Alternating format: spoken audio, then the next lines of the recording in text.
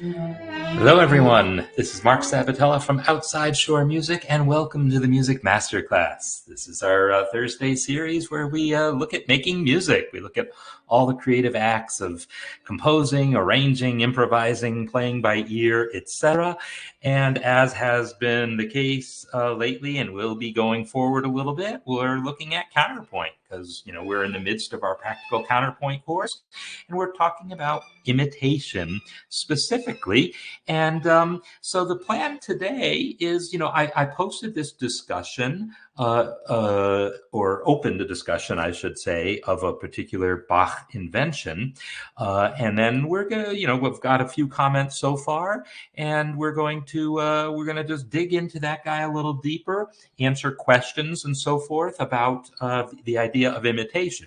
Now, there's a few things that I probably could have said in the course somewhere, and actually we get into it later, but things that I want to some points I want to make now about some common conventions, because so far I'm giving you tools like these imitation tools of talking about real and total imitation and inversion and so forth, but not really talking too much about how and why to use them, because that's very specific to different subgenres of music or styles or types of composition.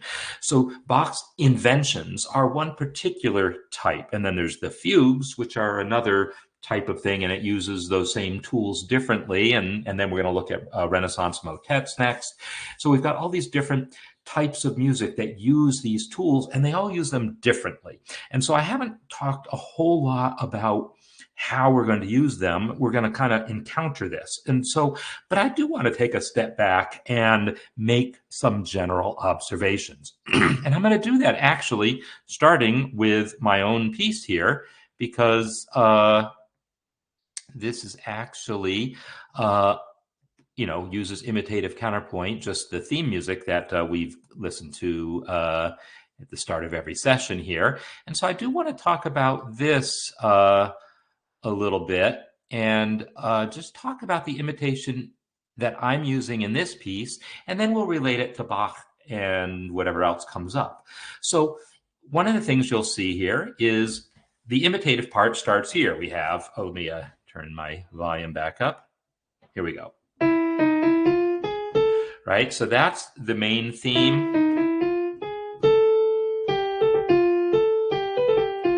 Right, that's basically the theme here, and then it is imitated in the second violin.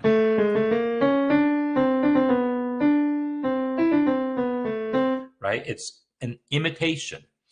Is it a real or tonal imitation? That's my question for you. First of all, is that a real imitation or is it a tonal imitation? And what are your clues that that is the case? So what note or notes are you looking at to help you decide, is that a real imitation or a tonal imitation? The first part starts on E, and it's basically in A minor, right? You can see that harmonic, that tail end of the harmonic minor scale here.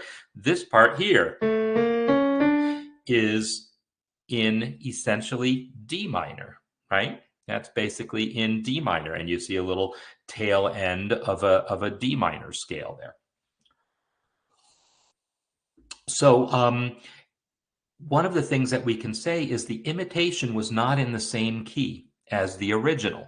This is a point that I've made in the course, talking about the fact that it might move through different keys, but I haven't talked a lot about, well, how we might choose keys and why this might be significant. Because again, it's one of these things that's different. There's lots of different considerations, but I do want to give you a general idea. And I'm going to do a demonstration and give you a project soon that makes this a little more concrete. In general, you can expect to see imitations that are either, so Brian's saying it looks like a real imitation, and just gonna see if anyone else concurs and what other comments come in before I go through it a little bit more. But You can expect a couple of things. You can expect if a piece is basically in a major key, somewhere you're probably going to see a passage that's in the relative minor. That's something you can expect to see. Then, if you took the harmony course, you know that there's the concept of related keys and more distant keys. The related keys are the ones that are just one tick of the circle of fifths away. So either a fifth higher or a fifth lower, either one more sharp or one more flat. So if you have a piece in the key of C or A minor, which has no flats and no sharps, then you expect maybe some imitations to be in the key of G major or E minor, which is one sharp, or you'll expect F major, D minor, which is one flat. So that's what you'll expect, one more sharp or one more flat in some of your imitations. Those are the keys you're most likely to see a piece wander into, really in all music up through the Romantic era when they started exploring more distant keys more often. So so this particular one it's going to the key of D minor, from A minor to D minor. It's going to the key of 4, right? D minor is the 4 in the key of A minor.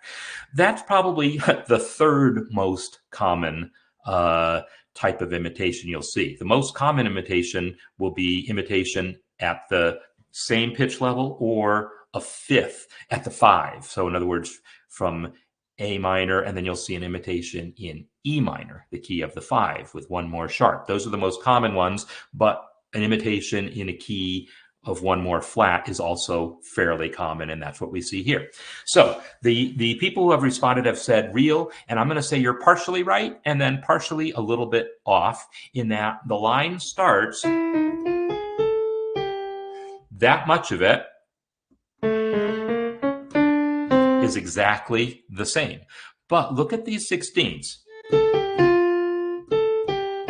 These are whole steps coming down. But in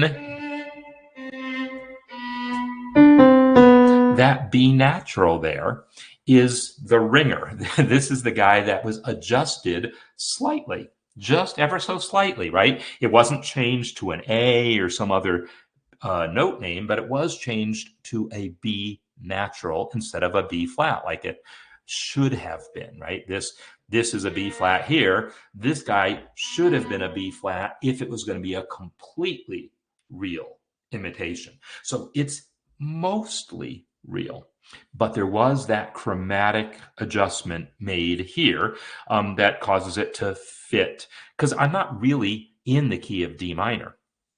This is an important point to make. Although this line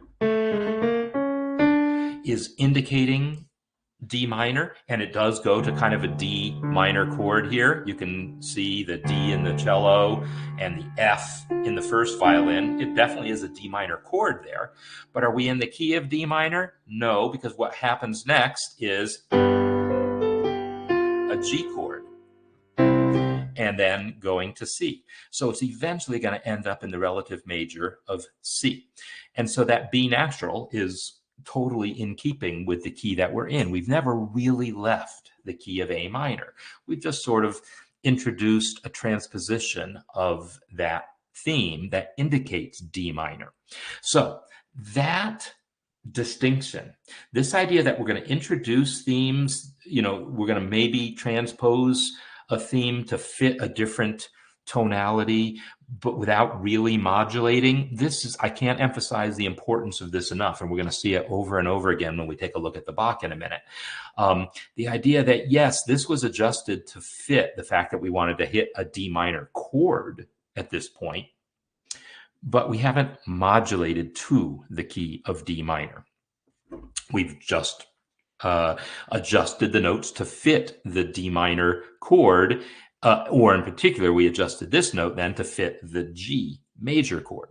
So just keep that in mind, that we're often going to be using imitations that are designed to fit a particular chord and adjusting the notes to fit that chord, even though we're not modulating per se. So let's now flip over. So hopefully that makes some amount of sense.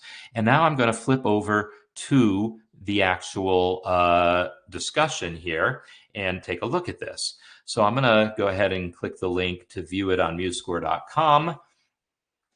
And so one of the comments that came up right away, and I want to address this in words because I did it. I talked about this in the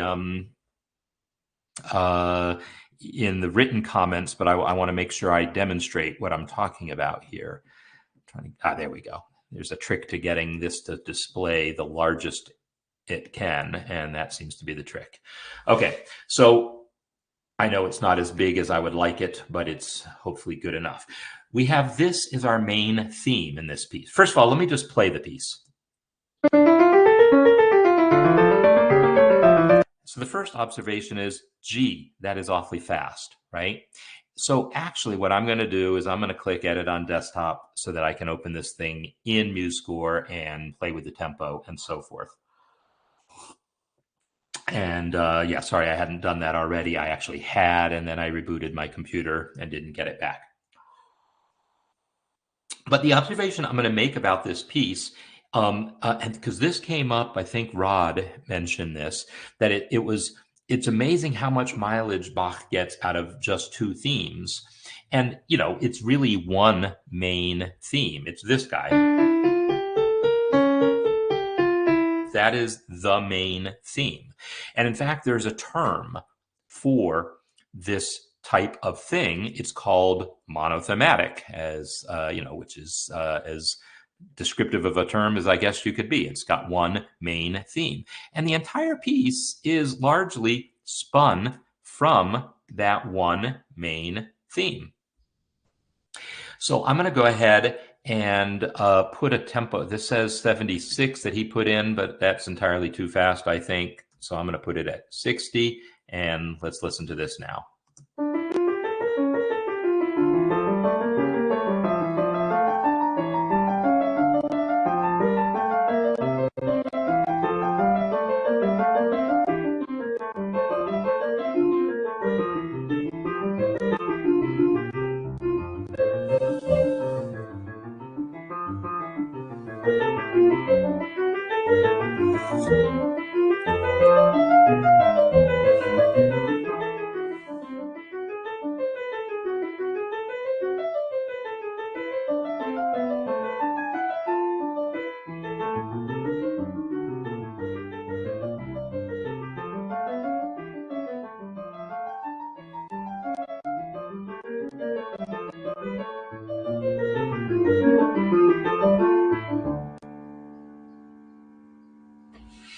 All right, so that is the piece. It's not particularly long, and it's still, you know, on the fast side as far as actually being able to look at it. So I'm going to, like, as we play little sections of it and talk about them, I'll play it slower still. That's probably a better tempo, yeah. So we're going to leave it at this tempo for the moment. So this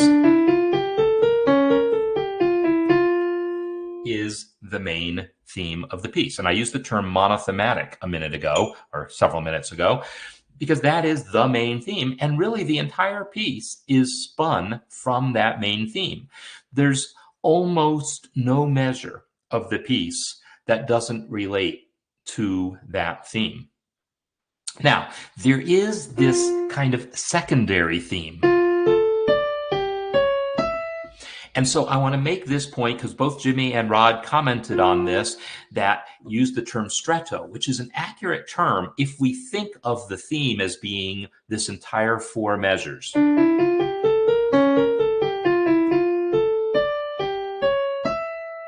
If we think of the theme as being that entire four measure melody, then the fact that the second voice enters with that theme while the theme is still playing, in other words, it overlaps itself, that is stretto. That is the definition of stretto. However, the usual way that people analyze these inventions is saying the theme is really just those first two measures. So that theme plays to completion before the before the imitation. And so that's the distinction between stretto, because that's the next lesson. I told you to go up up to but not including that lesson, but obviously some people have watched that lesson already or knew that term already, and that's fine. But the idea of stretto is a theme that then is imitated before it completes. While one voice is stating the theme, still in the middle of that sentence, someone else comes in starting that theme. That is the definition of stretto. So if we think of this theme as being all four measures, then this would be stretto. So the question is, to what extent is that relevant? To what extent is this actually a four-measure theme? Well, one clue would be, how often do we see all four measures together? In other words, if we see this passage, how often is it followed by that eighth note figure? Well, the imitation looks like that, but it's actually different in that last bar. The original bar had the leading tone in the middle. This version has the leading tone at the end. So it's already a little bit different. And then the question is, well, where else do we ever see that figure?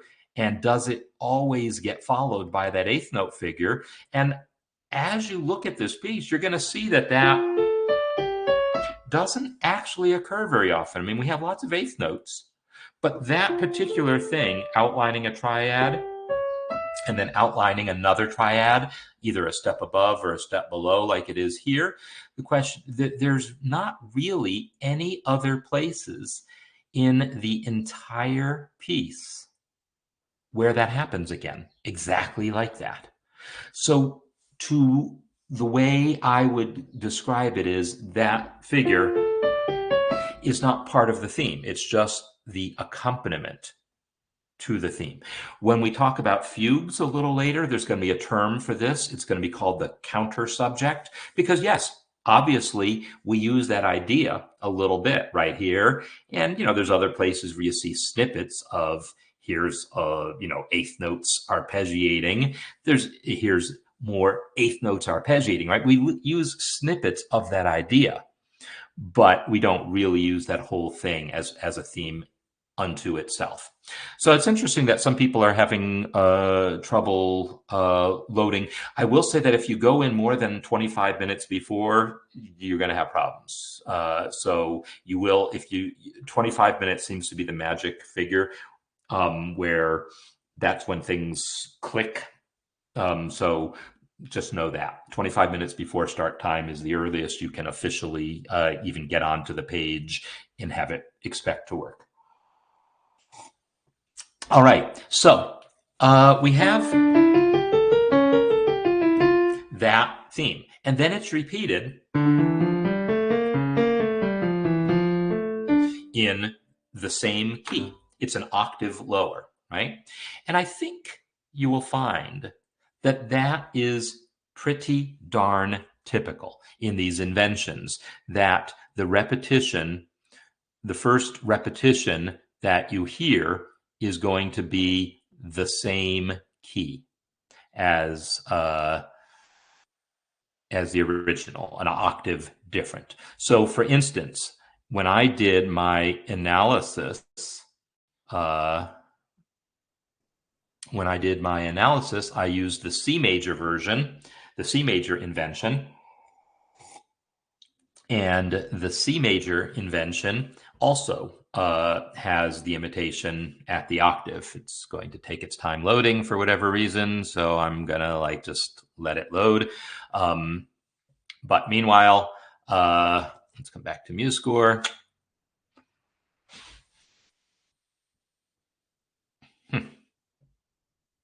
Man, I don't know what's going on with that, but it just wants to be super duper slow.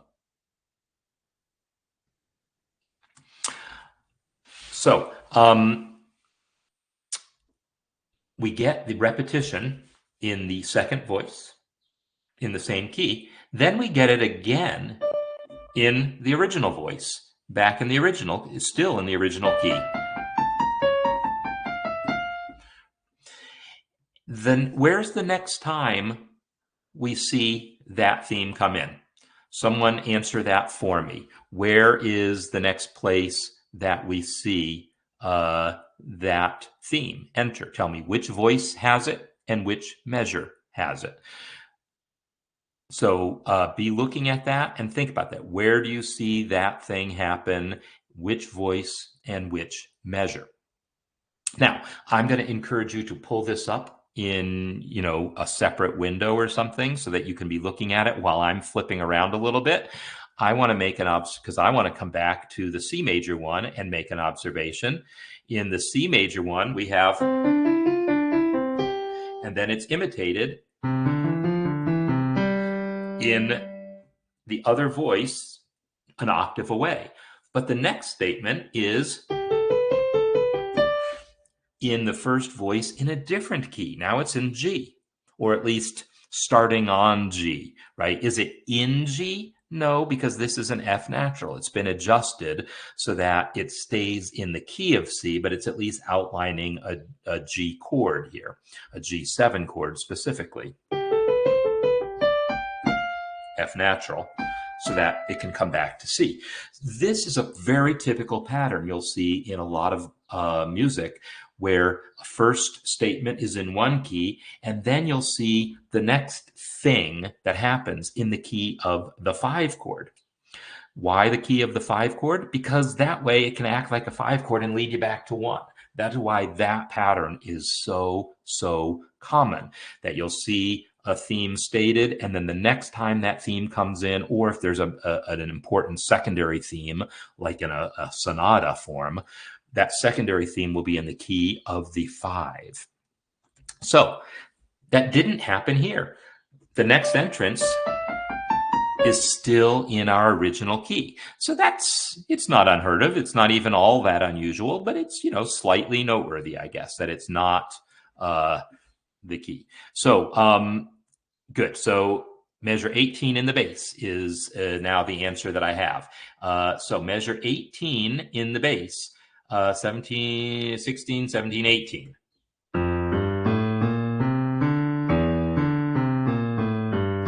Right? So there it is. So in F, as Jimmy is saying, that's the relative major.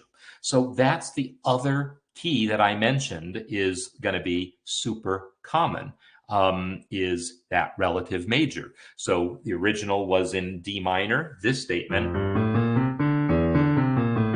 is basically in the key of F major. I think, though, you all are missing one. Okay, so this line here, is that close enough, is the question. Is that close enough to the same line? The first note is different because it starts off with that leap down. But after that, it's that same series of steps up, big leap down, big leap back up to the note it started with, and then stepping down, right? And then again here. So this is a sequence, right? We have, I'm playing it in the wrong octave.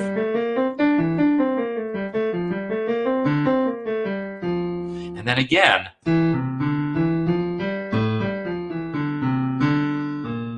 So we kind of have a sequence here of 3 statements of that thing, each a step lower.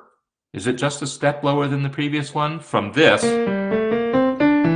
to this is a step lower. Then this one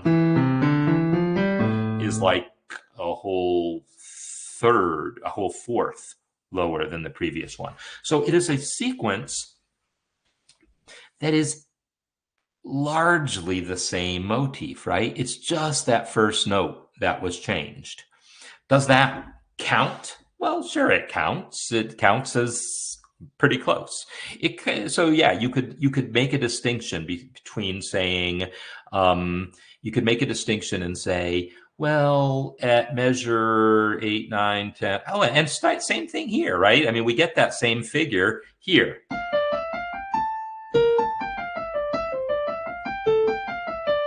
Right? We get that same figure starting in bar 7. So we see variations of this motif that is almost identical. It just starts off with that leap down of a third. Other than that, it's identical. And we see it sequencing starting at measure 7 and 8, and then 9, 10. And then in the next bar, in the bass voice, doing the same thing. So when we talk about something being monothematic, we've gone this far into the piece, all the way up until this bass voice comes in here.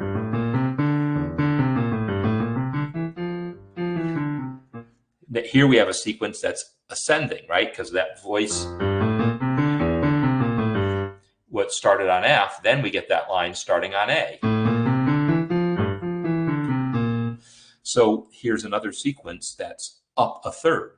So when I said that sequences are typically moving by step, but not necessarily, this is a great example. We've seen sequences that moved by step and then moved by fourth, and now here's one that's moved by third. Some of them have gone up, some of them have gone down, right? So sequences can be any of those things. So again, returning to that term monothematic, there's not a single measure of this piece that doesn't seem at least somewhat related to that motif. Not a single measure of this piece so far is unrelated to that motif. And then at this point here,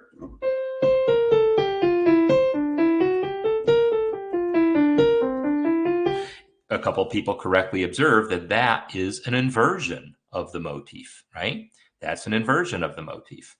So it's, instead of an ascending line, big leap down and back up, this is a descending line, big leap up and back.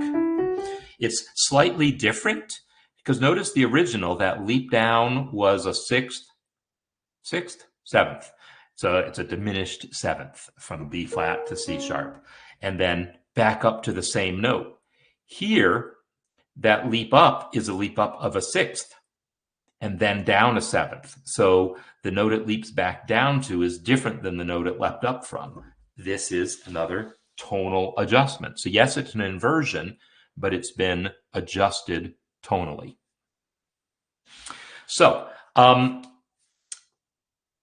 let me ask you a couple more questions, because I'm kind of leading the discussion here, but I want to open this up more and get more stuff. And I know it's a little bit of a drag that there's the delay, but that's all right. I'm perfectly good at filling. I want to know there's two questions that I want to know the answer to, and so whichever answer I see first is where we'll go next. One question is, what other keys are involved? I already mentioned the key of F, that we see the key of F being used here.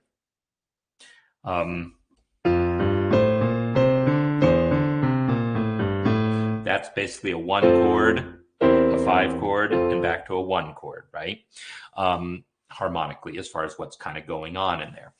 So we've seen the key of D minor, we've seen the key of F. What other keys are we seeing in, say, up?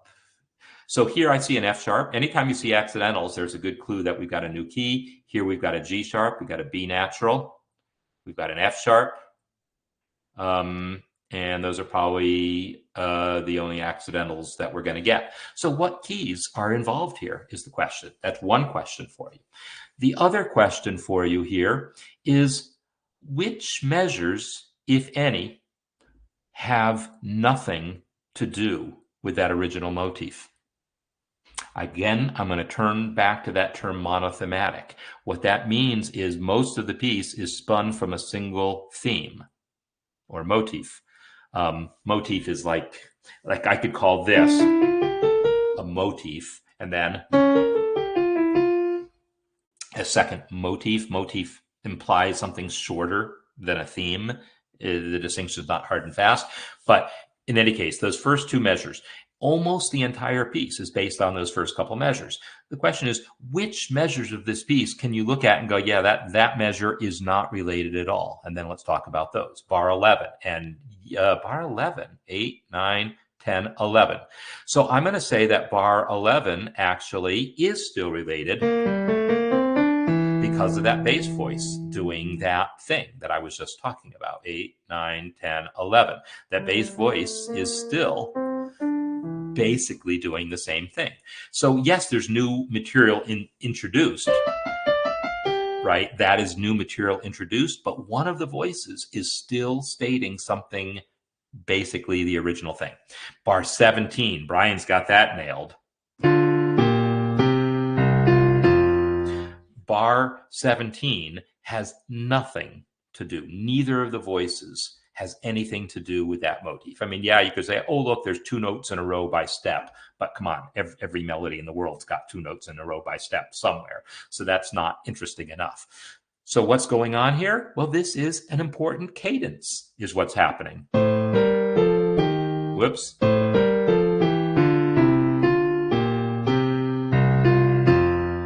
It's coming to a conclusion at F. It's also the only spot in the entire piece that is where the 16th notes stop. Notice that every single 16th is covered. One voice or the other has a 16th note, every single 16th note of the piece up until that point. That's where the motion kind of slows down a little bit.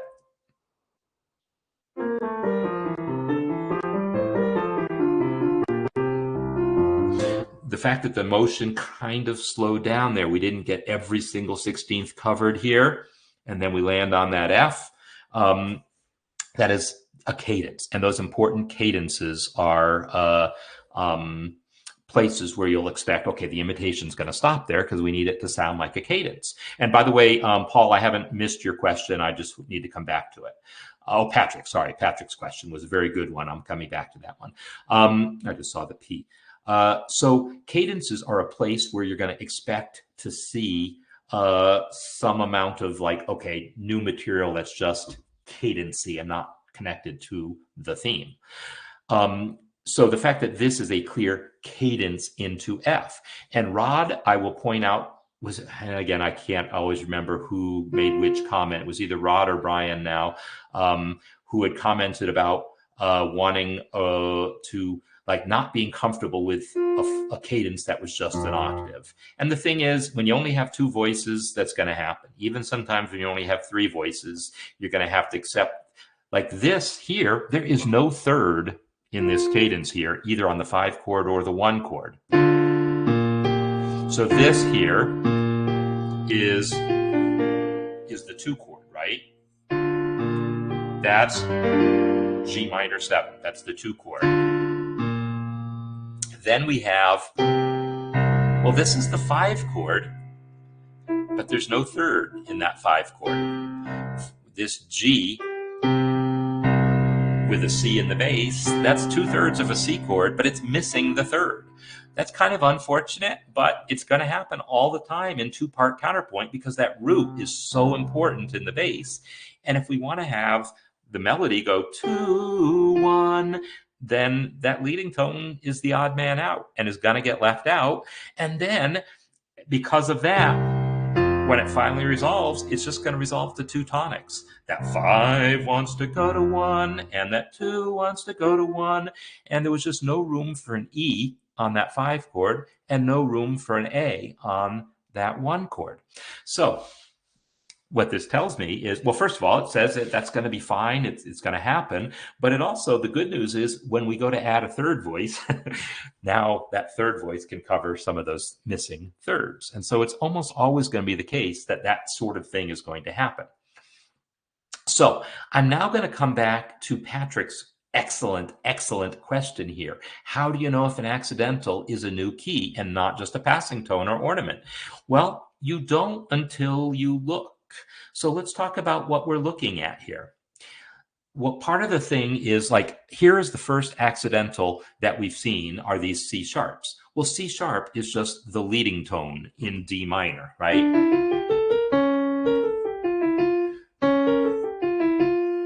This leading tone, by the way, never really resolves, right? That leading tone, there's no D following it.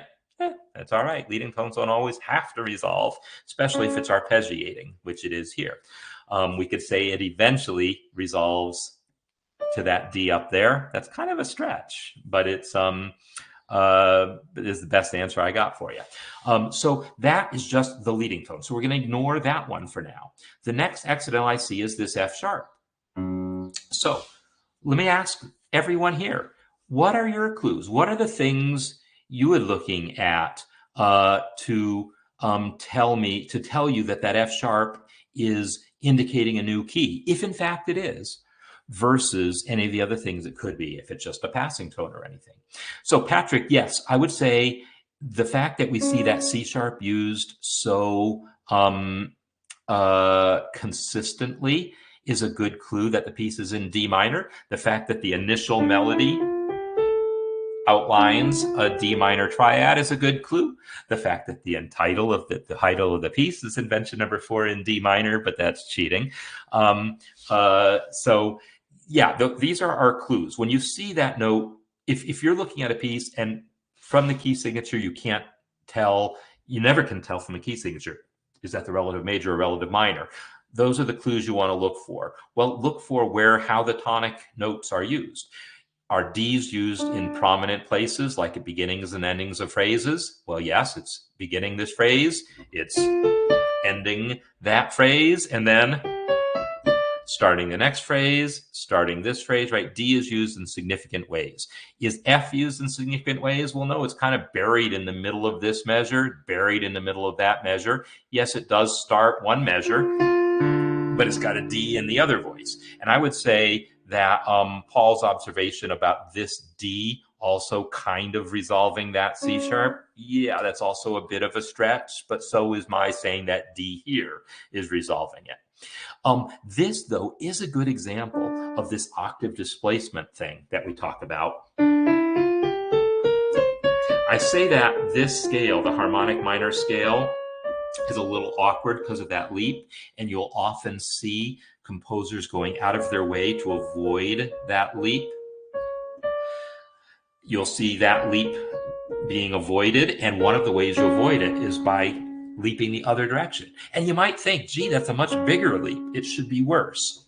Somehow it isn't. That's all I can say. I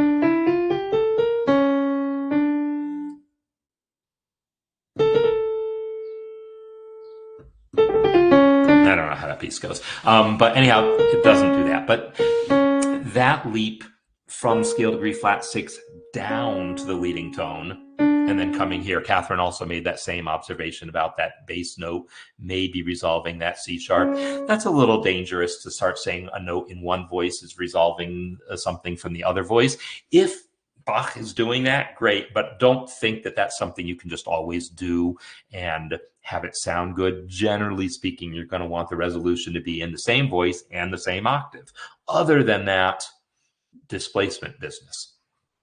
So now the discussion is coming to that F sharp, and how do we know it's a D7? Well, here, okay, so I'm gonna just, you have to, you have to kind of look at this and somehow sort out what sounds like it's happening. If you see a sharp, a raised accidental, either a sharp or like that B natural, an accidental that's raising a pitch, you want to at least consider the possibility that it is there because it's a leading tone in some other key. That doesn't mean we've really modulated to that key. No, there's the idea of tonicization, right? So if this is in fact an F sharp that's a leading tone in the key of G minor, it doesn't mean we're in the key of G minor. It probably means we're tonicizing a G minor chord.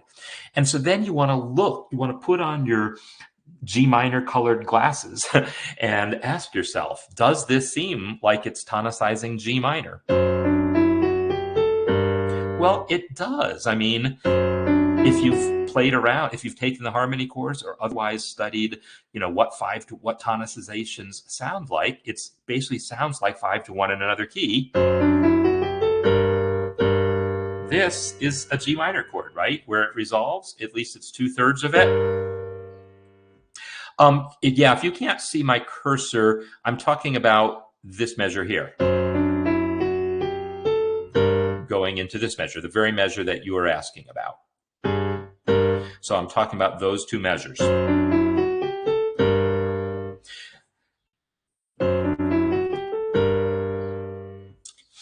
So this is something leading to G minor. Now, do we want to say that that's the 7 chord? Do we want to say it's basically an F sharp diminished chord, or do we want to say it's D7 because of that D? Doesn't really matter because 7 and 5 are basically interchangeable, but the D is there. I like thinking in terms of 5 more than I like thinking in terms of 7. I like 5 chords. 7 chords are like substitutes for them. So this basically walks, talks, and quacks like 5-1 in the key of G minor. So that's how I'm going to hear it, 5-1 in the key of G minor. So okay, there's that term spoiler alert. I'll use that here. Spoiler alert. Almost all the accidentals you're going to see in Bach are going to be of that nature. They're often going to be basically tonicizations, 5-1 or 7-1 of some other key. In this case, G minor, which is the key of the original 4 chord, right? If we're in D minor, then G minor is the 4 chord. But are we really modulating to G minor? No, because immediately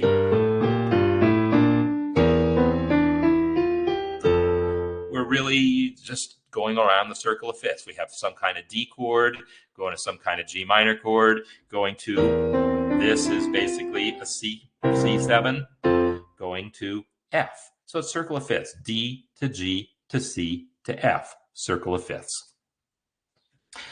And you're going to see that all the time in Bach too. So it helps to know what to expect. If you know what to expect, then you can look at something and say, does it look like what I expect? And if so, just say it's that. If it doesn't, then you have to think harder. That's, I guess, my answer there. So one question. So I asked 2 questions. One was about key centers that we've visited, and one was about which measures are unrelated to the theme. Well, I'm going to point out this measure here, this little sequence here,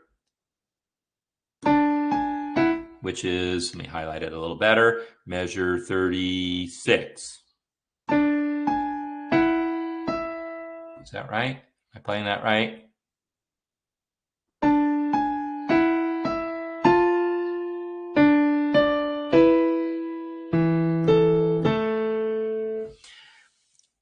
I would claim that nothing about those 2 measures is particularly related to the theme. Again, a descending scalar passage, is that descending scalar passage related to the theme in that the second part, the second measure of the theme has a descending scalar passage? Okay, maybe. Maybe so, especially if you look at, here is this octave displacement. Literally, this A could have continued in the same octave.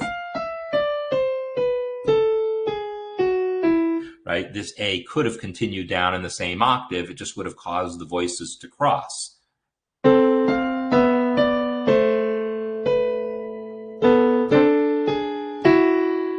Right? The voices would have started to cross each other if he had let that A be a step below the A. So he pulled it up an octave. So yeah, at that point, I could say, yeah, those 4 notes are related to the original theme. But again, this next measure, not related at all, right?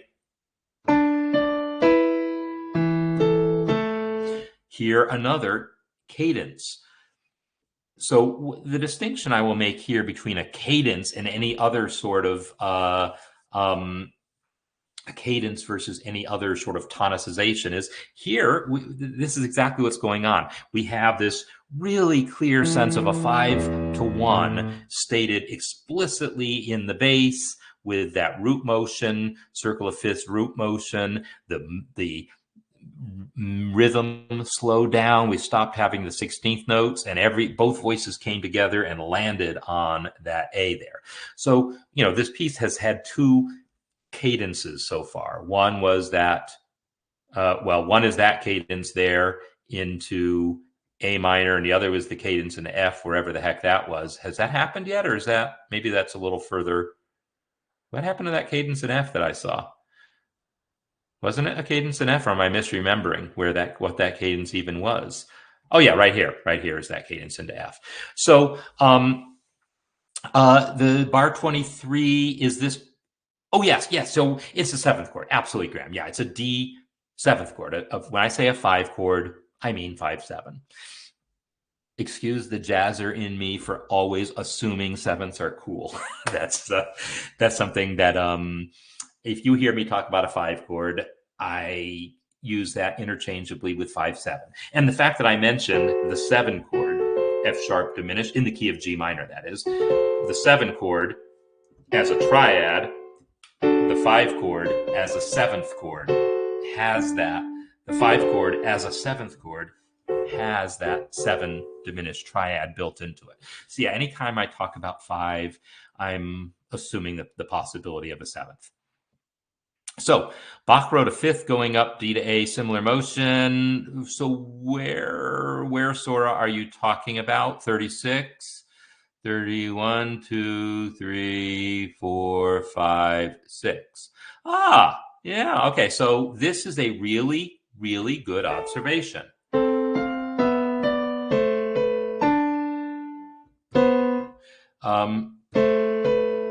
Both voices are moving in similar motion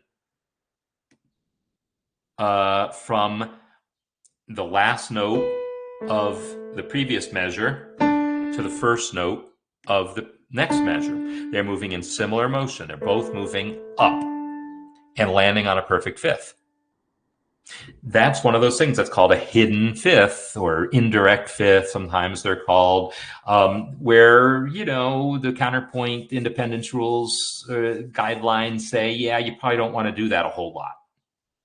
Does you probably don't want to do that a whole lot mean, you're going to be arrested for doing it? No. Does it mean people won't play your music 400 years later, 300 years later? No, it doesn't mean that either, right? Yeah, there's no getting around the fact that is two voices moving in similar motion to a perfect fifth, which is one of the things you should maybe think about avoiding. On the other hand, that observation that I made about that A really being the A octave lower, I think that's part of it. If he had let that thing go, if he had let the A come down the octave like that, then it would have been contrary motion. So logically, that line is moving in contrary motion. It just happened to have that octave displacement in it. So if you were to call Bach on it, that would be his defense. But he would also say, yeah, whatever. I'm sure, because there's any number of other places where I'm sure he does that, and that wouldn't be the excuse.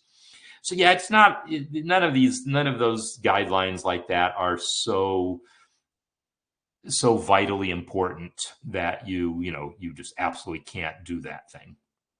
I'm just sort of quickly scanning to see if I see other examples, but it's I'd have to look a lot harder to find other examples.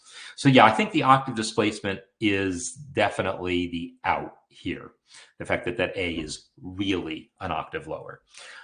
Okay, so at this point, so I asked about the key centers. No one has mentioned these G sharps and B naturals yet. What does that tell us? Octave leap to G sharp a 16th later.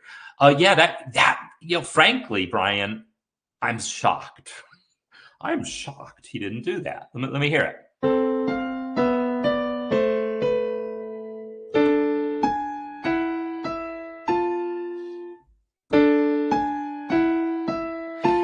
That leap of a major seventh may be a little awkward, but yeah, not awkward enough that I would totally rule it out.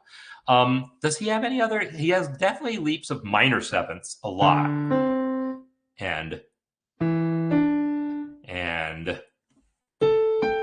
oh, here's the leap of a major seventh right here in measure 8. So yeah, obviously Bach's okay with leaps of a major seventh. Why he didn't do that? That is a really good question. And okay, so here's another one of those things. This is random thing that I got online. Do I believe it? Here's my question. Do I believe that is correct? Is there a possibility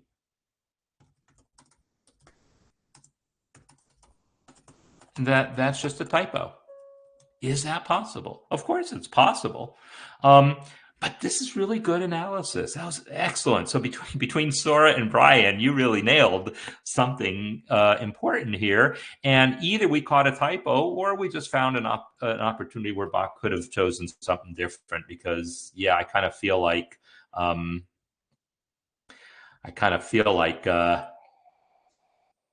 that was a missed opportunity. Now, maybe the idea of the leap of the major seventh to a chromatically altered note, G sharp, was more than Bach wanted to stomach. Leaps into chromatically altered notes. So now here, I am kind of curious to look at these manuscripts, because manuscripts are going to be like, they'll tell us what Bach really wrote. Of course, it's going to be hard as hell to read. Damn it. Am I going to be able to read this at all? Probably not. Okay. God. Can you even see where that is? Yeah, this is like scribbly stuff to me.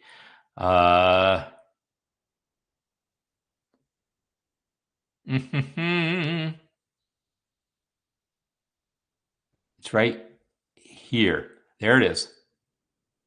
And it does have the leap. Part of the problem is the clef here is not the clef that we're used to. It's not treble clef. It's soprano clef, and so I'm looking for notes on the right spaces and lines, and it's not matching up. But this is the spot here, and you can see the big leap up going into the downbeat. So there you have it. Bach did write it that way, but Brian and Sora, I think you made a good call on a little note we could give to Bach about why not take that A down there, and maybe he would have some good reason. Okay, so Kevin Johnson is observing the G naturals and B naturals indicating key of E. So possibly, but let me tell you two reasons why I'm doubting that. One is the key of E has 4 sharps. This piece has 1 flat. I'm talking about like modulations usually going to related keys. That's a pretty distantly related thing, from 1 flat to 4 sharps. And that is absolutely the language you want to use. You don't want to say, oh, D and E are next to each other on the piano. No, that has nothing to do with distant or closely related. It's about the circle of fifths. So 1 flat to 4 sharps, very distant. So I would be skeptical that Bach was doing that. The more likely thing is based on the other observation I made before. When you see accidentals that are raising things, chances are we're talking about a leading tone. Because the G sharps and B naturals are used kind of in proximity, well, only one of them can be the leading tone.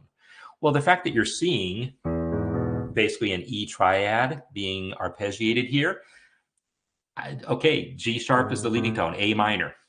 This is without looking at the notes, without going any further, just knowing what little bit I know. I'm going to say that G sharp is there as the leading tone in A minor, and this is basically a 5 chord in A minor. So starting with where we kind of left off at one point,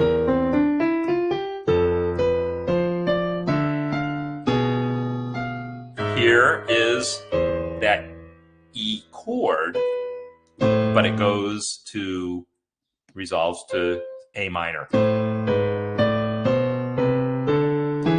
And now here, we get a whole lot of E.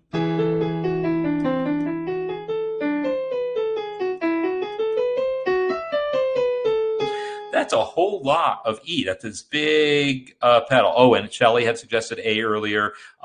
So yes, wherever you did, you were absolutely correct. Well, at least A minor, right? Because think about circle of fifths again. Circle of fifths, D minor, 1 flat, A minor, no flats. It's only 1 tick of the circle of fifths. I talk about the tick because if I say 1 step on the circle of fifths, you get confused and think I mean a step like from D to E. So I think of a circle of fifths being, there's 12 fifths around the circle, so it's like a clock. So I'll talk about it being 1 tick away. If someone has a better term, let me know, but that's the term that I've found to be the most useful here. one tick away on the circle of fifths from D minor to A minor. So I'm going to expect there to be some A minors because that is the original 5, right? I said that that's going to be a real common modulation of C from whatever your original key was to the original 5. Sometimes it'll be the major 5, but in minor keys, more often it'll be the minor 5. In major keys, certainly it'll be the major 5. In minor keys, these modulations will often be to the minor 5 because then you can still work your way back. What you'll expect is after all this A minor,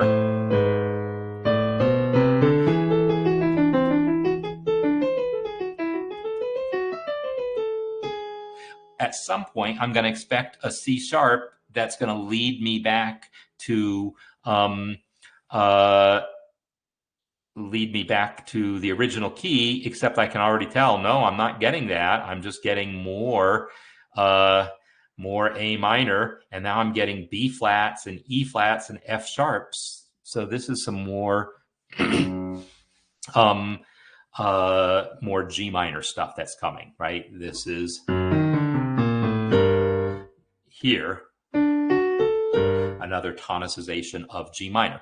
Does Bach think in 5 of 5s? So the Roman numeral system that we use, labeling chords in terms of Roman numerals, identifying a particular note as the root, identifying things as 5 of 5, that nomenclature, not a thing in Bach's time, or at least not a thing enough that Bach would have embraced it. He thought in terms of figured bass, but I will claim that they are two different ways of arriving at the same answer. So for all practical purposes, I will say yes. I will say for all practical purposes, yes. So one observation about that long E here, this thing is probably meant to be a long trill because a piano isn't going to sustain that note long enough. A harpsichord, that much less so. And most same with any of the other keyboard instruments. Now, an organ would sustain that E indefinitely. As long as you played that E, it sustains. So for an organ piece, that would be totally reasonable to write all that stuff over that E and expect to hear the E continue to sound. But for piano or harpsichord or any other instrument that's going to decay, you would need to keep trilling that thing.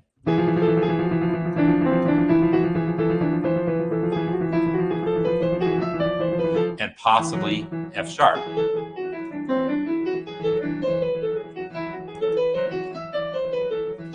In order to still hear that E. He wrote in some sort of ornament there. Hey, I've got the manuscript kicked up. I wonder if the manuscript is going to tell me any better. Let me get back to that manuscript for a second. Let's find that long sustained E. What does he write there? I can't. Yeah, you can't read that. If there's anything written there, yeah, who knows what Bach was thinking here about that sustained E. He might have just intended, just repeat it as necessary. If it starts to die out, then repeat it. That could be what he intended. So here's a little clue, Kevin. When you see a long sustained note like that, chances are better that it's a 5 than a 1. Yeah, and certainly if it was the key of E, as you look at this line, you'd expect D sharps and C sharps.